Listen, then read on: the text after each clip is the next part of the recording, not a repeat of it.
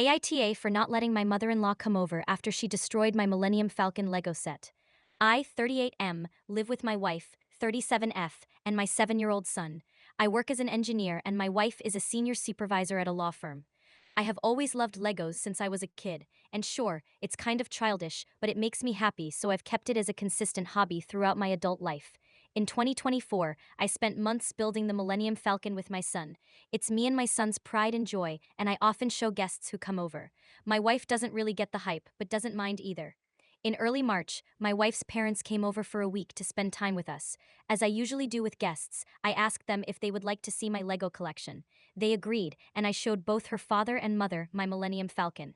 Her father was amazed at the time it took to build my sizable collection, but her mother said that it was a waste of time and that I should focus on being a real man and move up the corporate ladder. I laughed it off because she's pretty old, and I figured she just held very old-fashioned beliefs. We left the room, and nobody really mentioned it for a few hours, but at dinner, her mother said out of nowhere that I should give up on all this Lego nonsense and be a real man. We ignored this and moved on, but you could see in her expression that she was not happy. Nobody said anything about it for the rest of their stay, and all seemed well the morning they left.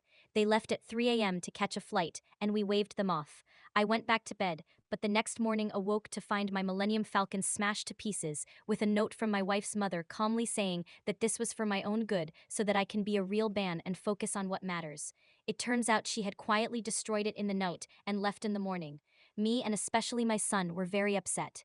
I called her in the morning, but she refused to apologize. I said that until she apologized, they would not be coming back again.